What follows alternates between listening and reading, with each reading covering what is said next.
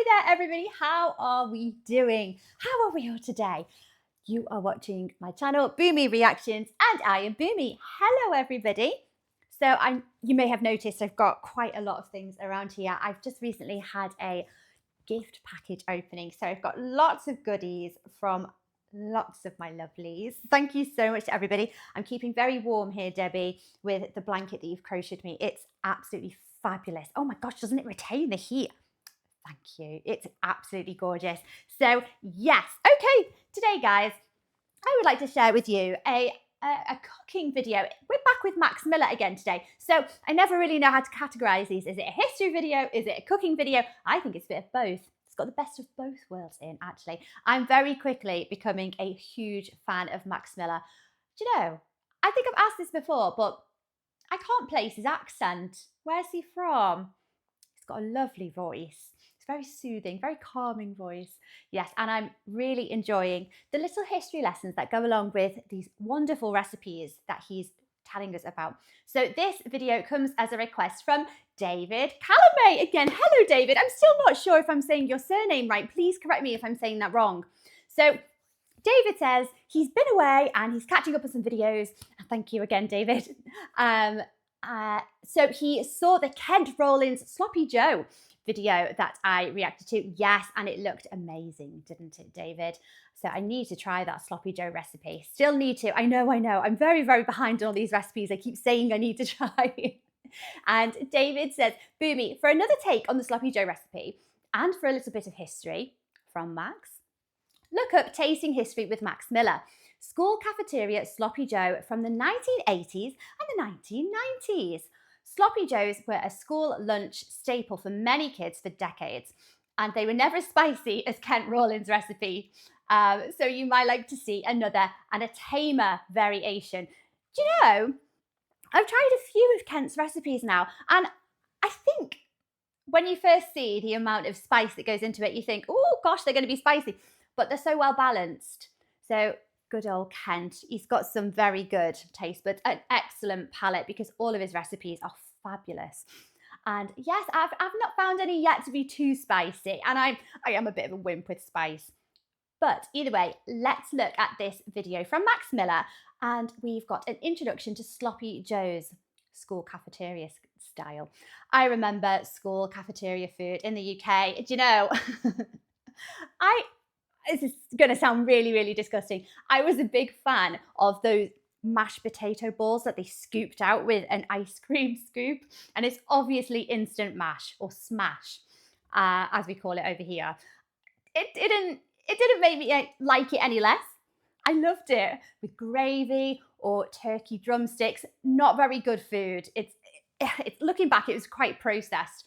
But, you know, kids burn off those calories, don't they? They run around in the playground. But yes, I've got lots of fond memories of school cafeteria food. Not bad, not bad.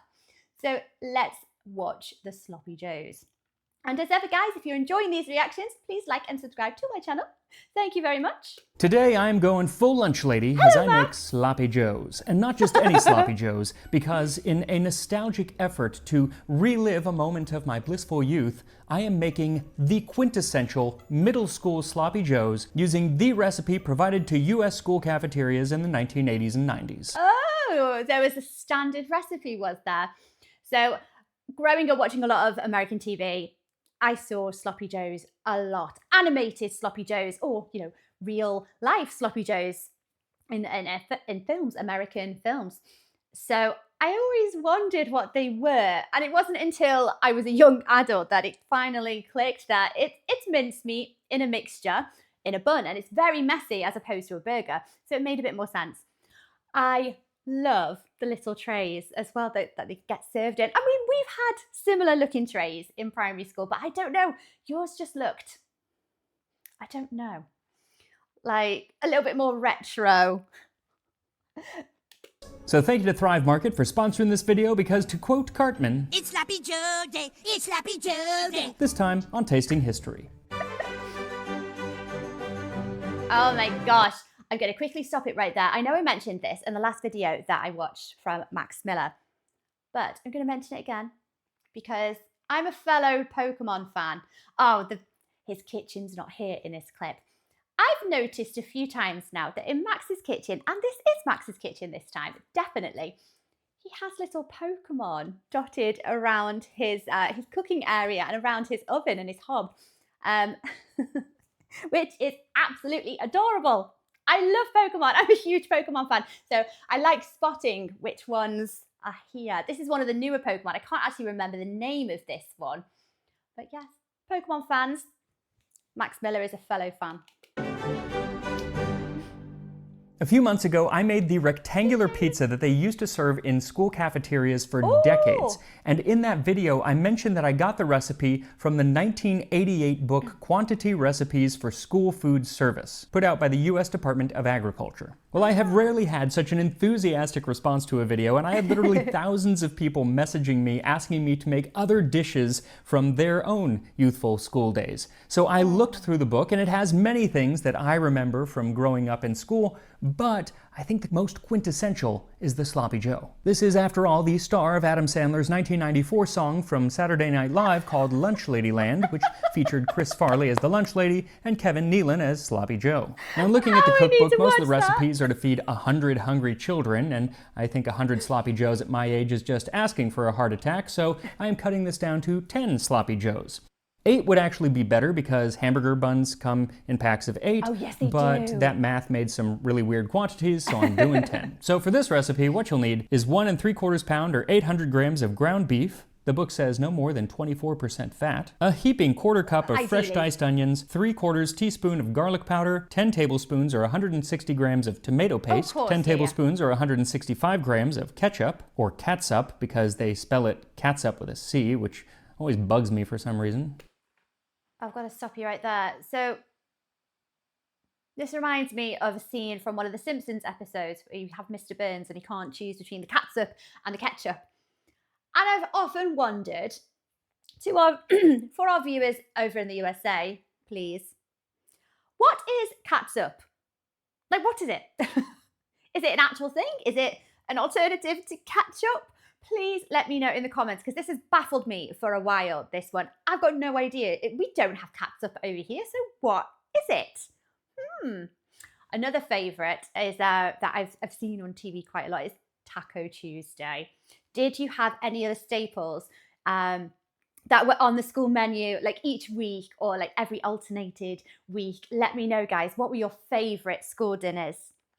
1 cup plus 2 tablespoons or 265 milliliters of water, 3 tablespoons plus 2 teaspoons of vinegar. And it actually doesn't say what kind of vinegar to use, but I asked a viewer who is a former lunch lady, and she said it was probably apple cider vinegar. Yeah. Then 1.5 teaspoons of dry mustard, 1/4 teaspoon of black pepper, 4 teaspoons of brown sugar, and 10 or 8 hamburger buns if you don't want to buy 2 packs. Now, I am very excited to try these Sloppy Joes, but I must admit they are not the healthiest food out there. In fact, looking through this cookbook, I realized most of the food that they were feeding us as kids was not very healthy. Yeah, but I think that's because, given the nature of a lot of kids, maybe more so decades ago as opposed to now, but even now, kids burn off calories, don't they? They run around at playtimes. They do an awful lot in a day, and they're going from, like 8 o'clock in the morning when they're having their breakfast or earlier, and then you've got lunchtime, hours later, and then they're not going to eat again until, early evening time. So I don't think it's the end of the world for these lunches to be a little bit on the calorie heavy side. Now, if it's heavy in sugar and fat, obviously you could probably cut back on that element of the school dinner. But I don't know, maybe that's me being very naive, but obviously, childhood obesity is becoming more of a widespread issue in not just the US, in the UK as well. And yeah, so it's something to be mindful of, I suppose. But is that really where the trouble is lying in the school lunches? Because I don't think it is. Another topic for another time, maybe. Remember, I used to often have an entire lunch of just French fries and a Nutter Butter, which I could get away with when I was 12, not so much now that I am an adult. So I am trying to eat healthier these days. So the first thing to do is heat a pan over medium-high heat and then add in the ground beef. You want to start breaking it up, and the recipe simply says to brown the meat, which took me about 3 or 4 minutes. Once the meat is browned, drain off as much of the grease as you can. Then add the garlic powder and the onions and stir them in and continue to cook for another 5 minutes. And the recipe actually gives the option for dried onions, but I remember fresh onions being in it when I was a kid, so that's what I opted for. Plus, I love that it gives a note that you want mature onions. Produce after dark. Mature. After 5 minutes of cooking, add in the tomato paste, the ketchup, the water, and the vinegar, and stir it all into the meat and onions. Okay. Then add the dry mustard, the pepper, and brown sugar, and make sure everything is well mixed, and then reduce the heat to medium-low and let it simmer for 25 to 30 minutes. This was by far my favorite part of the process because 1, it smelled so good, and 2, I love the sound. A simmering pan of Sloppy Joe sounds just divine. ASMR? I could probably start an entire channel of just ASMR cooking sounds, and this would be an entire video, I think. Do it, Max. Just gurgling Sloppy Joe. Anyway, this recipe was, as I mentioned, for 100 students, which sounds like a lot, but it pales in comparison with another recipe that was put out for 6,000. This was part of an ad campaign in 1978 to promote McCormick Schilling's Sloppy Joe Spice Blend, and it featured a fictional army cook offering up my Sloppy Joe's recipe for 6,000. Brown 1,000 pounds of ground meat, mix in 1,000 packages of McCormick Schilling Sloppy Joe mix, and blend thoroughly. Stir in 1,000 6-ounce cans of tomato paste and 1,250 cups of water. Bring to a boil. Then reduce heat and simmer 10 minutes, stirring occasionally. Spoon over hamburger buns makes 6,000 half-cup servings. To get 6 servings, divide by 1,000. Now obviously that recipe is tongue-in-cheek, but it does seem makeable, except for the fact that simmering that much meat for 10 minutes ain't gonna do a thing, considering our much smaller amount needs to simmer for 25 to 30 minutes, which is more than enough time to talk to you about the dubious origins of the Sloppy Joe. Oh, yes. Who invented the Sloppy Joe? Well, I have to say, I believe that is an unanswerable question, because first you would need to define what is a Sloppy Joe. When the Sloppy Joe was supposedly invented in the 1930s or early 40s, the term Sloppy Joe could refer to a bunch of things, both sandwich and non-sandwich related. But let me tell you at least a couple of the theories of where the Sloppy Joe originated. Theory number 1 begins in Iowa with the loose meat sandwich, a terrible name for a sandwich. This is essentially a sandwich made of ground beef, but instead of forming it into a patty like a hamburger, it is left loose, hence loose meat. I think it just doesn't sound good and appetizing as a sandwich. Supposedly, it happened that one day a cook named Joe in either Sioux City, Iowa or Muscatine, Iowa, was making one of these loose meat sandwiches and decided to add some tomato sauce, thus creating the Sloppy Joe, named after him because his name was Joe. So what of this story is verifiable and what is not verifiable?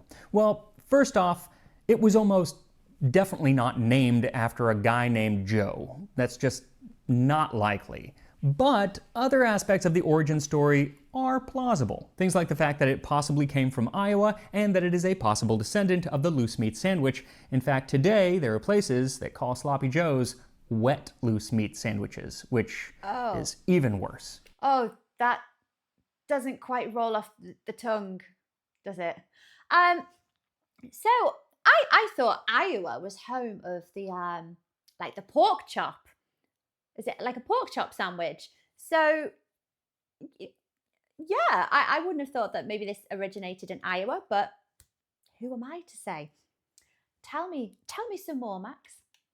So in 1926, a man named Fred Angel, sometimes spelled with one L, sometimes two, opened a restaurant called Maid-Rite Sandwiches in Muscatine, Iowa.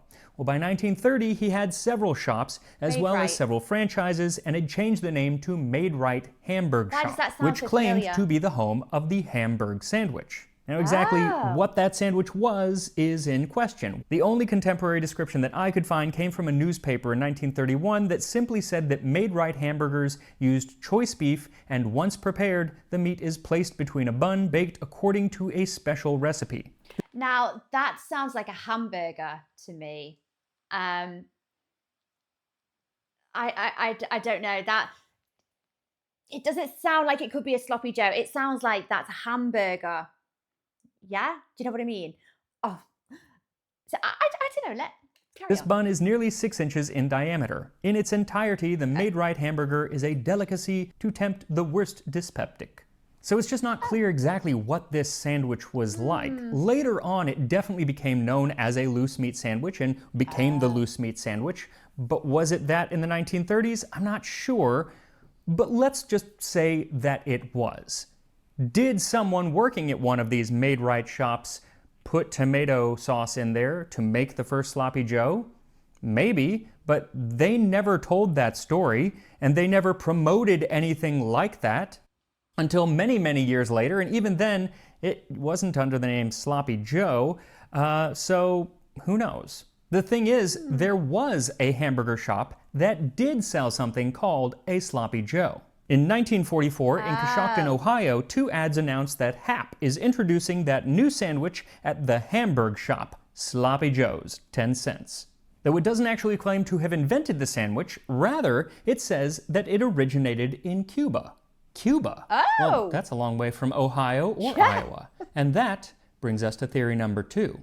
Havana, Cuba was the playground for many Americans during Prohibition. If you were on the West Coast, you went to Tijuana to drink, but if you were on the East Coast, it was Havana, Cuba. And in 1928, American newspapers claimed that the best-known person in America is Colonel Charles A. Lindbergh, but the best-known person in Cuba is Sloppy Joe. His real name was Jose Abel, and he had emigrated to Cuba from Spain in 1904, and by the 1920s, he had a place called Sloppy Joe's, which was the place for Americans to drink when they went to Havana. Right. And in the 1920s and 30s, they had an assortment of cocktails, but eventually, the sandwiches became more popular. Sloppy Joe's place is a big bar on a corner, and frankly, the best thing about it is the sandwiches they make. The bartenders are not front rank even by Havana standards. But just like the sandwich from Iowa, it's hard to say exactly what the sandwich was like in the 1930s.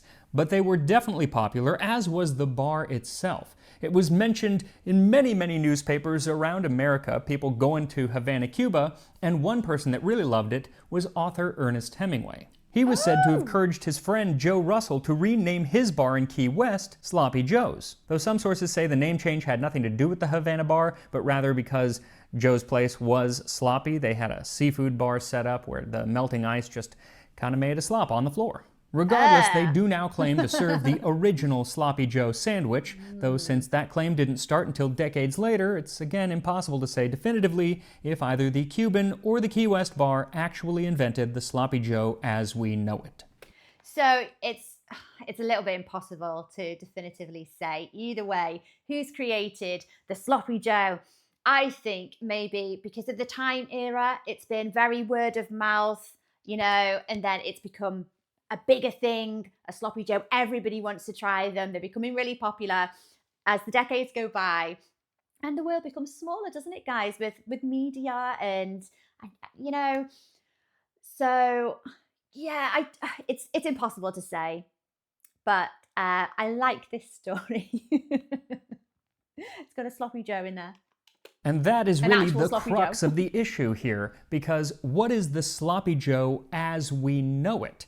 Because in the 1930s and 40s, there were lots of sandwiches called Sloppy Joes that are nothing like the Sloppy Joe that we know. Ooh, it just referred to thickens. any big sandwich with a lot of meat piled on it. One 1930s Swiss ad cheese declares sandwich. a hit for your party. The celebrated Sloppy Joe sandwich, a triple-decker sandwich of a whole loaf of Munchner rye sliced lengthwise and filled with ham, Swiss cheese, coleslaw, tongue, and Russian dressing. Well, that's Serves not for Sloppy Joe. $1.25. It'd be like a $30 or $40 sandwich today, I swear. Yes. Another Sloppy Joe mentioned around this time came from Alabama, and it was said to have been named after a guy named Joe who invented the sandwich and then went off to fight in World War II, and that one was just ham and cheese. There was another from Kenosha, Wisconsin, which was roast beef and cheese, and that was sold at Sloppy Joe's Tavern. There were lots of sandwiches and restaurants called Sloppy Joe's all over the U.S. and Havana, I guess, at this time, so it's really hard to say who invented it, what the Sloppy Joe exactly was at that period. As well. And so it's kind of a mystery. especially because Sloppy Joe didn't even just refer to sandwiches. It referred to a bunch of different things back then. There were cartoon characters named Sloppy Joe. People referred to their messy friends as Sloppy Joes. There was even an entire style of clothing called Sloppy Joe. And it was worn by women in the 1940s because all the guys went off to fight in World War II, and so women had to enter the workforce, and they realized that pants and loose-fitting clothes made life a lot easier. It also ended up becoming a popular style of dress for teenagers, but some people did not like this. In 1943, the Grand Rapids Press ran an article about how young women were dressing. There are the inevitable Sloppy Joe sweaters, dropping untidily around the figure, the unattractive, shapeless pleated skirts, usually uneven at the hemline, and the dirty saddle Oxfords they all wear. Now, you might be forgiven if you think that this is some old fuddy-duddy talking about women's clothes at the time, but no, it was actually a 17-year-old Gloria Jean who was a child and then teenage actress. Oh, and quite wow. a judgy one at that. The style seems to have remained popular into the 1950s, but by 1954, it had started to die out. Guys, the women had to get into the workforce, or the men had gone to fight. Bit of comfort, comfy clothing as you're doing all of the jobs that years ago you wouldn't have had to do, or you would have had no idea. And you've got to learn on the job. Oh, I would have let my standards drop a little bit for the sake of comfort. I'm quite shocked by this. Poor girls. Nothing wrong with a Sloppy Joe sweater. I think they look quite cute, actually. An article by a Mrs. Walter Ferguson was titled, "A Woman's View, Out with Sloppy Joe." News from all over says our schoolgirls are getting neater and sweeter. The Sloppy Joe fashion is out. The shirt tail and dirty sandal shoes are replaced by well-fitting skirts, sweaters, and blouses. I imagine the change in fashion will also bring about some changes in behavior. It's easier to act like a lady if one is dressed like a lady. And with the end of Sloppy Joe fashion, the term Sloppy Joe does seem to have only been used for sandwiches, specifically the type of sandwich that we think of today. By the 1950s, it was very, very popular, especially among the younger crowd. When the teenage gang descends on your home for eats, let it be Sloppy Joes, and plenty of them. And since it was the youth that enjoyed the Sloppy Joe, it's no wonder that it quickly became a staple of cafeteria food at schools. In 1957, a Canadian columnist came down to visit some high schools in the United States. She wrote that 2 high schools that I know about, West Palm Beach, Florida, and Buffalo, New York, serve Sloppy Joes regularly in their cafeterias. To see those American teenagers load their trays with Sloppy Joes and milk and banana cream pie was an experience full of chuckles and pleasure. That was Mary Moore, and she ended up publishing multiple recipes for Sloppy Joe sandwiches, all being ground beef with some form of tomato sauce, and they soon became popular with her Canadian audience. She spent the next decade sharing different recipes for Sloppy Joes with her audience, often with an idea of making them a little less sloppy. In 1962, she had a recipe for not-so-sloppy Joes that substitute a can of undiluted vegetable soup for some of the tomatoey ingredients in Sloppy Joes. Really? And this makes it pretty. She also suggests that you eat it not with your hands, but with a fork and knife like civilized people should. Then in 1966, she really hit her peak in getting rid of the sloppy from Sloppy Joes in what she called Sloppy Joes Glamorized. In an article titled Silver Platter for Sloppy Joes. Because I am commanded constantly by you to keep the Hamburg recipes coming, I gave Sloppy Joes some careful consideration because they are so popular with the sloppy jeans crowd. I have come up with a treatment of them tidied up for an economical guest dinner. Served in grand style on your best silver platter, your guests will forget they are eating Hamburg. A more complex and formal Sloppy Joe, a Sloppy Joseph, if you will. On the other end of the spectrum, you had the quest to make Sloppy Joes more casual and easier. Enter the Manwich. What's a manwich? In 1969, Hunt's created a canned sauce which included everything you need for a Sloppy Joe except for the meat and the bun. It took the cook time down to just a few minutes, long enough to brown the meat and heat the sauce. Oh my gosh, that is the neatest Sloppy Joe. Look at that. It's all contained. I don't know, it's kind of robbed the Sloppy Joe of its personality. It has to be messy, doesn't it? And you've got to get stuck in and eat it with your hands. That's all the fun. And they became very popular with their slogan, "A sandwich is a sandwich, but a manwich is a meal." Sloppy Joes were now officially part of our culture, a staple of American cuisine. Even James Beard, the award-winning chef, had to rather begrudgingly affirm that Sloppy Joe is a product of the modern age. And though it is not a palate-tingling delight, it has a large following. As a kid who grew up in the 80s and 90s, Sloppy Joes were a big part of my diet, especially when I was at school. But also Sloppy Joes were like in the zeitgeist then.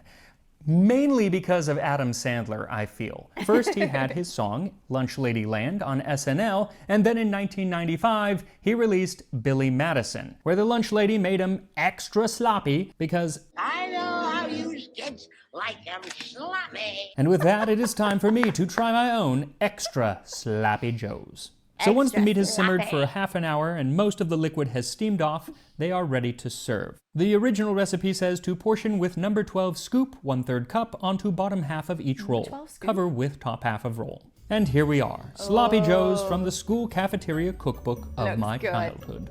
I cannot describe just how good this smells. I wish I had the words. What I love is, I know you can't smell sweet, but it smells sweet. I think it's just like the ketchup. But then there's also that tang, that zing of the little bit of vinegar in there. It smells so good. Here we go. How is it, Max?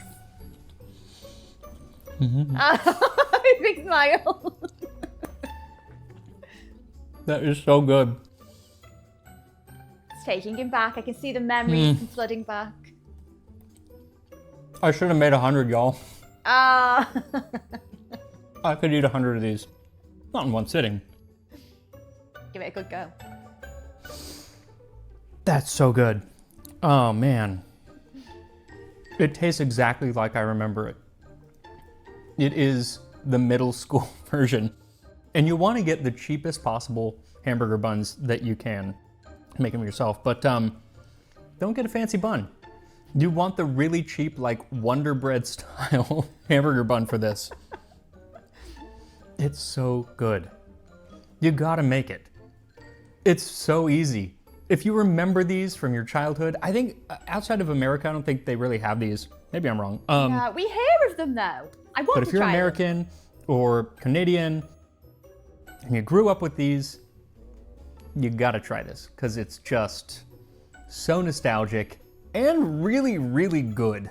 So I'm actually going to finish this and a couple more because this is now my lunch because this is so good. And I will see you next time on Tasting History. Sloppy Joe, slap, Sloppy Joe, yeah. Sloppy Joe, slap, Sloppy Joe. Sloppy Joe, slap, Sloppy Joe. Today I kept that playing. That's Max singing that, isn't it? Sloppy Joe. Oh, he's so goofy. He's such a goofball. I think he's hilarious. I do love these videos from Max. Very informative, very cute, very, very funny there. Did you see the smile on his face as he ate that Sloppy Joe? That took him back. That's what food is all about, guys. It's the memories that we associate with flavors and recipes. And it's, you know, it's our heritage, isn't it? We take on the recipes that have been passed down to us from our parents or grandparents or any members of the family or friends. And I think food is just so important. I know not everyone shares that feeling, but yeah, there we go. So I'm going to have to try a Sloppy Joe. Well, Max told me I had to try it, so I'm going to have to try it. Now, I don't know whether I'm going to have to do Kent's recipe or just go for Max's recipe, which is really straightforward. So I think Kent added a few more things to it, didn't he? I'd like the addition of cheese. I think the addition of cheese would be nice in there. I don't think that's a culinary sin, is it, guys? Did you have cheese on yours? Was there any variation that you particularly liked? I've got another question for y'all, all of our viewers from the USA. What is a sloppy Jane? Now, I've heard of this. What is a sloppy Jane? Or is that just some crazy thing I've heard. It's not actually a thing. So you've got a Sloppy Joe and a Sloppy Jane. What's the difference? No idea. Let me know in the comments, everybody. Thank you for watching this wonderful video with me, and thank you so much, David, for requesting this. Max is always a joy to watch. I do really enjoy these videos.